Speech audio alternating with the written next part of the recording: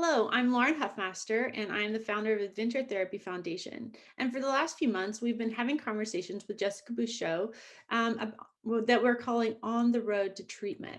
Now, Jessica is often on the road, literally and figuratively, because she travels from her home about 8 to 10 hours down south to get her treatments for cancer.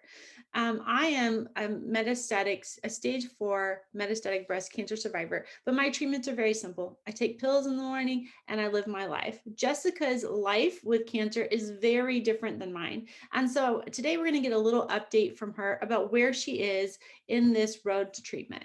Jessica, good morning. I'm so happy to see you. I'm happy to see you too. I love that you identified that we have the same disease, but it's a big word. Very different experiences right now. So tell So, us where you are. so I just had scans about 3 weeks ago, and I've been on this clinical trial for the current one for about 4 months, and the one before that for about 6 months, and they're both very similar, same drug basically, but a different combination of therapies, the way they do it. And one of the hardships with this drug is that at some point, and with all drugs, is that at some point your cancer starts to try and get really tricky. And cancer is smarter than we like to give it credit for, or maybe I know how smart it is, but my cancer is starting to act a little tricky. So one of the complicated things about it is that I had mixed results on my scans, which makes it unclear which direction to go. Do we stay with the trial? Do we abandon it and try something new? Do we try going back to something that worked maybe before but stopped working? So we're at this major juncture, but then also along with all of the decision making, we're also dealing with how to acutely treat sort of what sinister stuff is brewing in my body. So last week I had gamma knife radiation again on my brain, which is a really super targeted type of radiation. It's really awesome. If you're like into science, I think there's like 7 people on the team who map out your brain and where your lesions are, your tumors, and if they're small enough, they go in there, and it's actually called like radiosurgery. They use it's radioactive cobalt, I think, which is extra information, but to like basically cut the tumor in and kill it. And then later this week, I'm also going to have some ablation on my lungs to hopefully cut the tumors that are causing issues off, and kill them. Ablation is like when you have a small surgical procedure and they go in and burn the tumor one way or another, either through cold or heat, depending on what kind you have. So we're doing these sort of targeted things while we're trying to make decisions. We're at a pretty big juncture, but trying not to panic. And it's been kind of a lot, and it's unusual, but we're trudging forward. Yeah, so on top of having sort of weekly surgeries, brain surgery and lungs and all this, you're also on this clinical trial, which means it's a medication that's been tested on very few people, and you're deciding on how and the doctors are literally trying to sort of tweak things here. Like you said, you're on one clinical trial, then they tweaked it a little bit, trying it again a different way. So you're on these major medications that are completely experimental at this point, while being a mother and being a wife and living life and traveling back and forth. It takes almost a whole day for you to travel back and forth to your treatments, all of this. And yet you sit here and look beautiful. Like, people on the outside would never know that all of this is happening in your every single day. All of your chaos is going around your beautiful face here. So how do people approach you when does everybody know this about you? Or when people talk to you, how does that feel to you? Do you feel like they can even begin to comprehend all that you're going through? I mean, it's a double-edged sword. So it takes a lot of effort to try and look good. Most days I look mostly tired, and my hair is falling out. So I've got all kinds of stuff in here helping it try and stay and makeup on and all that. But I do that because the cancer has robbed me of so much. And as women, we talk about, loss of a lot of our identity as a woman as part of cancer treatment. And it makes me feel good to look good sometimes, even when I don't actually physically feel good, and it's kind of a funny thing, but, I've been to enough patient support sessions where they talk about like drawing in your eyebrows, or how to tie a turban, or where to find wigs, that we know that these sort of psychological aspects of like tricking yourself into thinking that you have some sort of control over your life makes a big difference. But when I say it's a double-edged sword, what I mean is that then you deal with people making assumptions that you're fine. And that's sort of where I am right now. I watched your talk about empathy, and then I rewatched it because empathy is so important. And as a person, I'm trying to learn to drop my own preconceived notions about people and become a more empathetic listener and learner and friend. And then also as a patient, I'm trying to guide people, especially right now while we're dealing with all this isolation and the hardship over the changes in my treatment. I'm trying to guide people around me about how to be empathetic with my situation too. But that was a great talk. Hope you're muted. I really hope that we can continue to provide similar conversations about this and bring in different experts from all different angles of the cancer experience, so that we can learn and grow together as a community the most we possibly can, which is why we have conversations, right? Is so that we can bring out this aspect of the cancer experience to the surface in some ways, so that other people can look at our lives and understand a little bit more about the cancer journey, right? The cancer journey is like a very trite word, but we say on the road to treatment. It's the same thing, but we're just using a different version. But it's important for people to say, like for me, like I said, I have metastatic cancer, but currently I have no evidence of disease in my body. I take a pill, every day. I get treatment once a month. The treatment doesn't really impact me too much, other than I might be a little achy, but that's my life, in the cancer world at this moment. There have been times when I couldn't get out of bed and I had no hair, and I actually still have no eyebrows. They never really grew back. But there's different seasons in the cancer journey, right?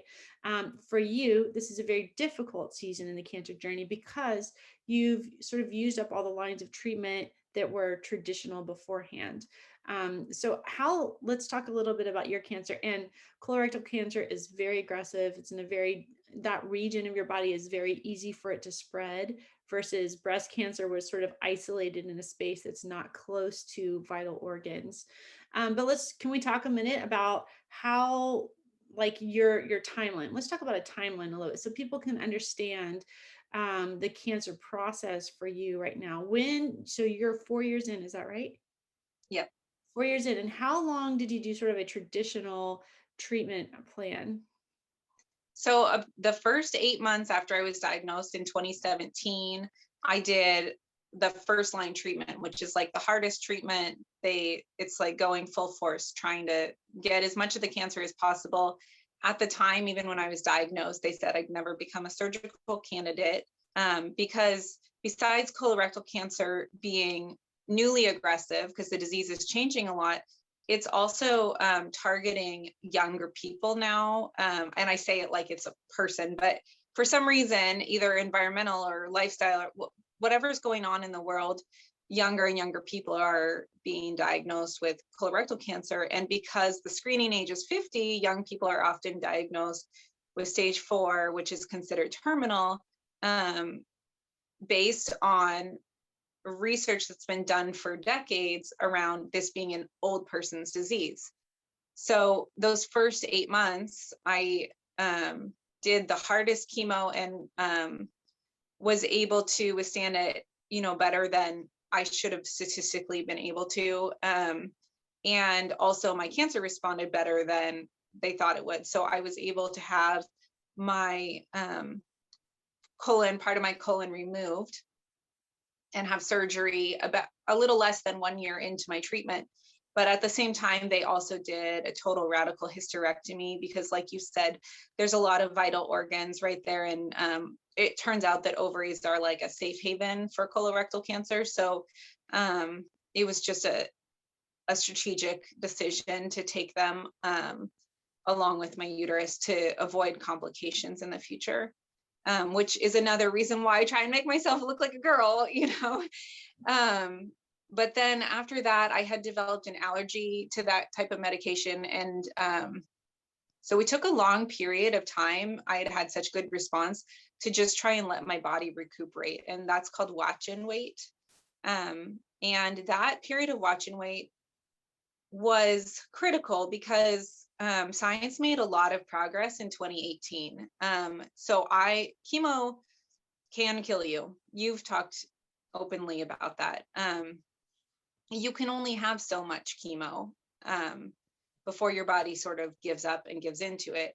So during 2018, that period of watch and wait gave my body time to recover, recuperate, recharge, and then maybe forget the allergy a little bit too, while science made progress on new treatments, because colorectal cancer really only has 2 good lines of treatment, which is very different than like breast cancer or some of the liquid cancers, or non-solid cancers.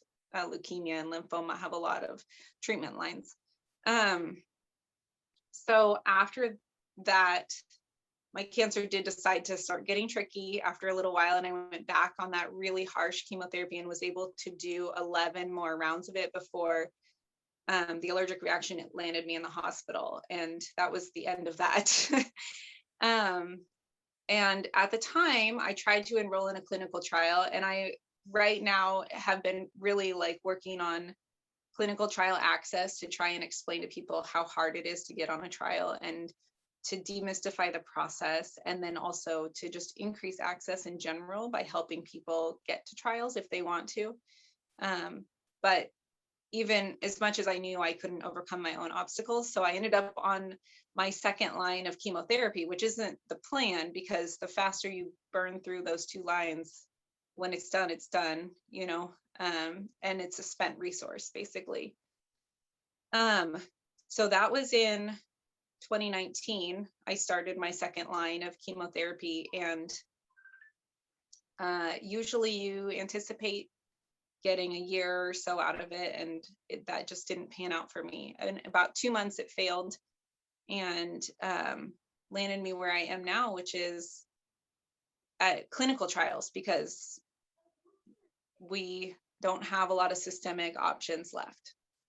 So what made it the most complicated is probably that I have multiple tumors in my lungs, and then also I had the cancer spread to my brain, which is very unusual.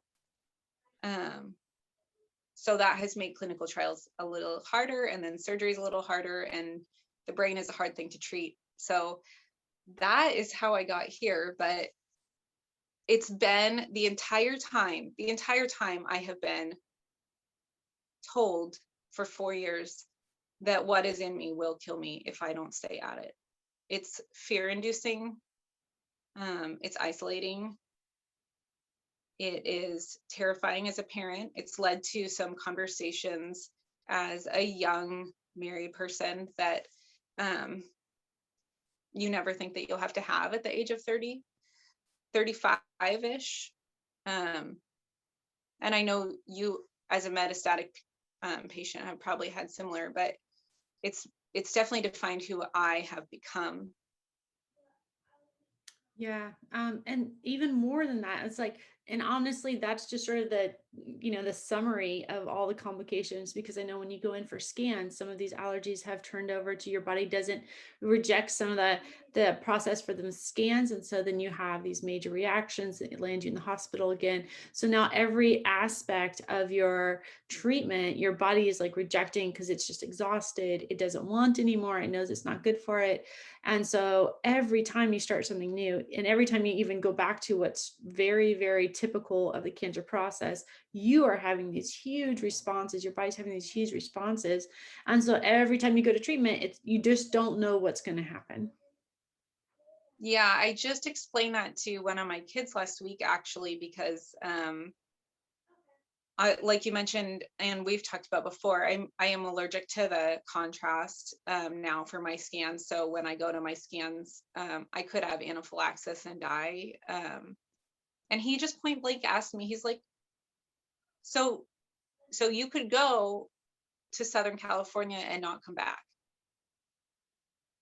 And like, I mean, they're kids, you don't want to tell them too much, but am I going to lie? No, I say, no, they give me a lot of medicine, so that won't happen. And they have doctors standing by and all that, but it's dangerous and I'm doing it. And, when we talk about empathy and things like that, I'm not going to pretend to understand what that's like as a little kid to hear your mom tell you that. But if something happened and I was dishonest, I don't want that to be the last impression. And how old is your son? That came from my 12-year-old. Okay, so your 12-year-old asked you that, Mom, one day you might go out to treatment and just not come back. Yes. That's just so overwhelming to think that any mom has to answer that question. And then to be a 12-year-old, and then what resources do they have? They don't have a circle of support, a bunch of people who can come around them and, be there for them. It's very devastating just to have the conversation.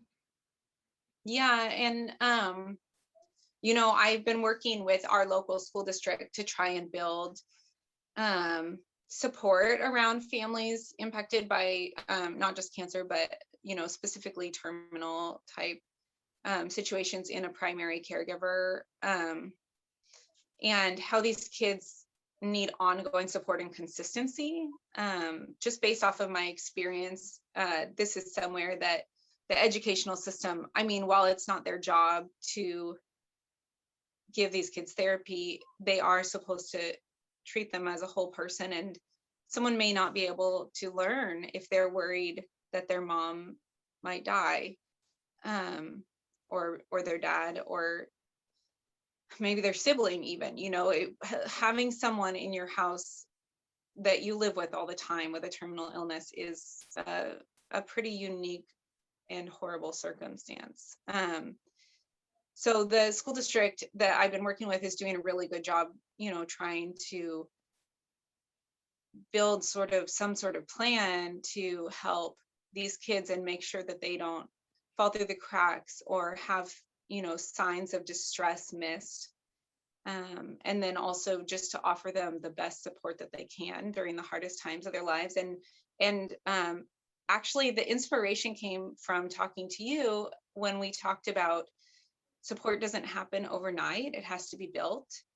And you and I had a candid conversation about people who try to come in, and support children like at the parents' funeral. And if that relationship hadn't been built in advance, then it's probably not going to come to fruition at that point. So thank you for helping me go that way. But I do find that I'm starting to not in this situation necessarily, but one of the obstacles to teaching people about living with a terminal illness is this sort of culture of experts that you talked about in your talk, around empathy and how that builds up a blockade of empathy and listening.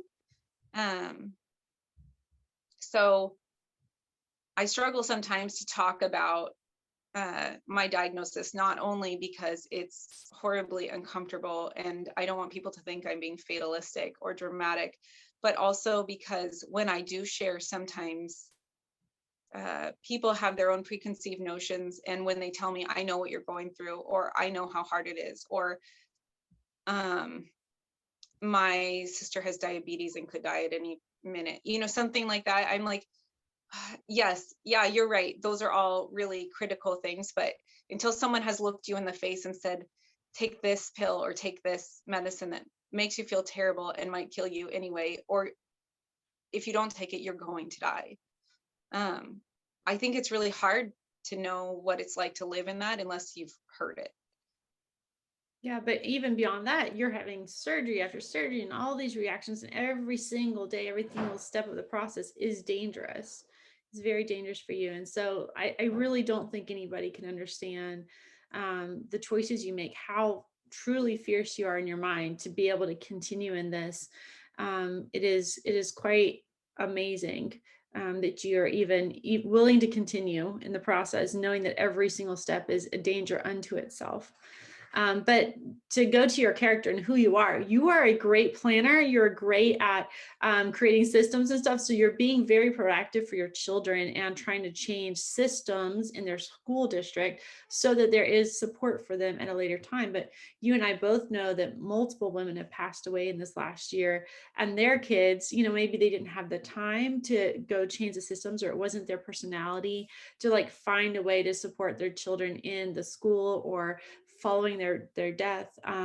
But you're taking this time and you're making the way. But how many children across the country are experiencing something similar to what your children are experiencing, but have zero support around them? Because the men are dealing with their own version of how they're dealing with this, and we as women and as the patients, we don't understand at all what the men are fighting in their minds, because they're just showing us their strong face and they're going to work and they're making sure we're got our needs covered, but we don't understand what's going on in their mind either. And so they're probably not creating systems to protect the children because they're still managing like their own needs. And so there's just so much out there where we could do better as a society. We could be so much better for caregivers, acknowledging them and providing them outlets. We could be so much better for the children. And we could be so much better for both patients and survivors, long-term patients, or this new cross section of patient slash survivor, people who are living a long time while actually having cancer in their body. This is a whole brand new genre of people, and you and I need to create a name for this so that we can trademark it. But this is a brand new thing. And if you think back, in 2009 there were no iPhones didn't exist, and so look at how far technology has come in the last 9 years with what people pay for, with what every single person on the planet will pay for. Similarly, medical technology is advancing so quickly, but it does take longer because there's these, parameters, how long things take before they can be approved. But medical technology is also improving. And so we are going to be living longer. We are going to be having new lines of treatment, right? Jessica's got 2 traditional lines of treatment, and now she's helping create more lines of treatment for the women that come after her who will have this disease, women and men. But all of us are going to be in need of, and like she said, women or men and women are getting this younger. Breast cancer, women are getting this younger, right? I was 35. And so we really need to be able to shift our minds around who the cancer patient is and who the cancer survivor is and who the patient slash survivor person is and what is around them. What does their family look like? What do their caregivers look like? Because we are not trending toward that over 60, 65 patient any longer. There's so many more of us who are younger sitting in the chemo chairs, sitting in these trials. Yeah, I think that you touched on something really important, which is the caregiver component. And when we talk about like being empathetic to what every person in this is going through, whether it's the kids or the caregiver, having the conversation about, well, how do you feel about me getting remarried if you die when you're 35? Things like that, because I mean, look at our current president. He's on his second wife and he's had a long life, like when you think about things like that, like someone could live for a long time to and it wasn't their plan, or it wasn't his plan for his wife to pass or his child to pass. But they did, and life is still going on for that person who lives, right? But we've had these uncomfortable conversations, or maybe the caregiver hasn't had the conversation and they're sitting with it alone, and don't know how to cope with it. You talked before about men and sort of the isolation they face, and how the women comes forward as the face of the family a lot. So maybe specifically with men, like they may be coping with these emotions without talking about them, which only compounds it as an issue, and so I'm really careful to tell my husband and my kids, I do not know what you're going through. I don't know what it's like to be you. Um, and I am sorry for how hard this is for all of us. But I am here to listen to you and to learn from you and to support you how you need to be supported. So that doesn't mean that I take my idea of what support looks like based on my patient experience and project it onto them. It just means that I'm here to listen. And I think that when we're willing to listen and learn and let go of our need to be an expert, or think that we understand the worst of everything because of what we've been through, then real like magic can happen around healing and togetherness. Yeah, definitely. Um, I think it's just important to acknowledge them, right? To acknowledge that they have their own specific struggle. It's not all about you, because the world makes it all about you, the patient, but to acknowledge your children, to acknowledge your husband, and then to active listen. Because we were saying that I might understand like this much of what they're going through, but there might be a whole lot more beyond those limits that I can like wrap my mind around, that's actually stirring in their hearts, stirring in their lives, changing them in some way. And what I need to do is try to listen beyond this, like this common knowledge perhaps, and try to figure out, not for parents, your job is to like not only figure out what's going on, but how to make it work the best it could possibly work, like give them the tools to move forward. And we can't do that properly unless we can understand what's going on beyond that surface level. But yeah, caregivers, I was going to say, I was speaking at a conference earlier, maybe a few months ago, and a man came online afterwards and said, my wife died 20 years ago this weekend, of cancer. And he said in front of 100 people, he said, there's not a day that goes by that I don't mourn for her. 20 years ago. And he has a new life, and he has a new wife, and he has a new family. But he says, every single day I mourn for my wife, and this weekend we're having a party for her because she's been gone for 20 years, and we want to acknowledge her. And it just hit me like, as a society, as a person, even, we're really good at acknowledging the first 6 weeks. We're really good at like stepping in, bringing food, inviting people for about 6 weeks, a couple months. But this man's 20 years later, and this event still is impacting his life and the way he sees his life, the way he sees himself. And like, how many people like stay with those caregivers, stay with those children, and are still like interested in learning about what's beyond this known box. Like, here's a box and we understand this about you. What's behind that? And help heal that. Make sure that what's behind that isn't anger or fear, or anxiety, or frustration, but instead, hopefully, it's over time. And I understand there's a mourning process, not just because of the loss, but just because of a shifting identity. We all have to mourn how our lives are shifting, but eventually that shifting should turn away from fear, uncertainty, and towards something that's more purposeful, towards something that actually gives us strength. Like, we can find our feet in it. We can know that we've gone through this, and now we have a very unique perspective that we can share with others. And we can take that weakness and like help it become a strength in our life. But that process takes years, right? And if someone's not there to really cultivate it, it's very easy for it to turn back to fear, turn back to anxiety or anger, frustration. And so as a community, as a society, we really need to tune into this long-term process. Mental health, we don't bounce back. It takes a long time for us to recover. And as moms with cancer, we really want our children to have the support in their lives so that they have the tools so they can move forward with strength, even if we're not there at their side. Yeah. And I mean, I think that giving them the tools and then honoring where they are is beautiful, whether you're the parent or, someone else around them.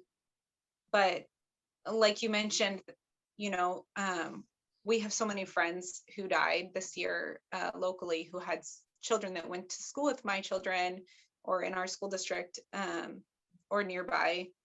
And like you said, I'm trying to build a system to protect not just my kids, but all of those kids. And I do find that um, some people question my use of time, and not in a negative way, but I think in a way where it's like, wow, if I knew I had limited time, I don't know if that's how I would spend it. Mhm. Um, and that's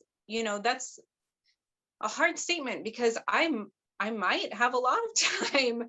We don't know. I'm not throwing in the towel, and like you say, I'm pretty fierce and committed here. So I'm planning to have a lot longer. However, this whole process would have been a lot easier if this system existed before my kids. Mhm. And if not me, then who? Right? Sort of one of the problems in stage 4 cancer advocacy is that we have kind of a high turnover rate. Um, and people pass and then someone else has to pick up the torch and move on with it. So I am happy to do something that will make the lives of children like mine better. And I hope that it comes through and that it becomes a model that's used all over to protect these kids and to nurture them to not be derailed from what their life might have looked like otherwise. Because I think as a parent dealing with your own health issues, one of the biggest concerns is, besides what's going on acutely right now, like this is really hard for my family, you also don't want your kids to not achieve their potential because of your family's hardship. So like, for example, my 12-year-old is talking about trying out for something. And I said, well, we don't know if we're going back in person. And he said to me, well, I don't think that your cancer should decide what I do. And, and this was at an in-person opportunity. And he just said to me, like, I don't accept that, So, and, we've been home because of COVID. But there's a lot of hope and optimism right now around the vaccine and, um, like things getting better. So I think he's carrying that, and it's not up to me to judge how he should spend his time either. Um, Also, like in the avenue of this, I feel like those are the kids that, besides the fact that they need the most support, I don't know about your experience, but my experience has been when I meet adults who are fierce advocates or running these huge nonprofits, they are usually someone who lost a parent to cancer or a sibling. And so we need to wrap those kids in a lot of like insulation and send them on their way to do the best they can, because they will change the world. They have lived something that very few people will experience. And they're going to have a different ability to see the world. And that is beautiful and it should be supported. Mhm. No, you're going back first to, how you spend your time. I think it's a people expect that, or maybe it's just a type of person you are, but if you have a limited amount of time, then you fill your bucket list, right? Like you finish all your stuff and you do the best life you can live. Whereas other people will spend that time investing in the next. Like, what does the Dalai Lama say? If the world's ending tomorrow, I'm planting a tree today. So you're investing in that thing you'll never experience, so that the world will be better for the people you love or for people you've never met. It doesn't really matter, but you want to be a part of the solution and not just stuck in this like side note of the problem. And so it's a very legacy driving identity. And I think that's what both of us desire, is that we create a piece of legacy that can be a roadwork for someone else. Because just like you said, up until this point, people were not living very long. With when you get these diagnoses, you don't have time to do anything with your story. You're only fighting for your life, and then then your time is up. But now it's maybe the first time in history we have the time, tell our story, do something with our story, push our story out, create new systems so that a legacy can be made that will outlive us, that will shape the future for the next person down the road. And so I think that has to be said. The second thing I was thinking is, for me, when I describe myself, after I got over sort of my dark ages, after I was first diagnosed, which took a few months of just focusing on death, then I started to focus on life. And again, this legacy piece, who I wanted to be, who I wanted my children to see me as. And at that point, really anything was up for grabs, because I'm already living out everyone's worst nightmare. Like, you've been told you're going to die, done. Like, what other fears are there left for you in the world? Like, there's like literally nothing. I could fail hard and it wouldn't really matter, because like, what, who cares? I'm not going to take it with me, and I may not have that much time. So I'd rather fail hard than not try, right? Than sit around on my hands. And so, but anyway, so for my life, this diagnosis eliminated all aspects of fear. Like, if I could just overcome the fear of dying, then there's really nothing else left in the world for me to fear. But our children, in some ways, are living that same experience. Like, I'm sure as a child, your worst nightmare would be for your parent to die. You're not thinking about you because you're young and you're sort of invincible still. But if a parent dies, that is your worst, the worst possible scenario in your life. But if we can cultivate and help our children move past that, just one step, one tiny bit past that, then they get to live a life free of fear, right? Then they get this mental thing like, the worst thing in life has already happened to me. Now I have nothing left to be afraid of. I can push out and do things that are completely impossible in any rational mind, because there's no way I could fail anymore, right? The only thing they have is to live and to do something amazing with who they are, with the strength and their story. And so yeah, I think our kids, in some ways, if we can cultivate this in them, and if we can release them a little bit now, not try to cling to them now, because if we cling, then we create a vacuum when we are gone. But if we can release them a little bit now into their future self, then when we're gone and they already have that taste of their future self, they can move into that with no fear, with no idea of failure, with no idea that there's nothing in the future that can be as bad as the past. So they might as well just keep moving forward. And therefore they have that fierce aspect of them, and they have that boldness that really is hard to find in the world. That's so beautiful. I mean, I think you just captured sort of where my relationship is with my children right now. One of the major benefits to COVID is time. Um, because before I was sick a lot and at treatment a lot and gone a lot. And we were also still trying to juggle the busyness of life. So when all that busy fell away, we started having, dinner conversations that last an hour and a half about deep topics that you don't normally talk about with a 10-year-old. My kids are 10, 12, and 14 now. And we have had some of the most amazing conversations in the last 14 months, because this is a time to ask the questions, to answer the questions, to grow that, and cultivate who they are and what their character is, instead of waiting until, like a lot of us do when we feel like we have unlimited time. um, and if you talk about the bucket list thing, like maybe my bucket list is instilling my values in my kids, but being able to talk to them about what they might want to study as a career when you with a 9 or 10-year-old, like it may seem irrational to some people, but to be able to have that conversation when they're young, and then help guide them their whole lives in realizing they can achieve anything that they put their minds to.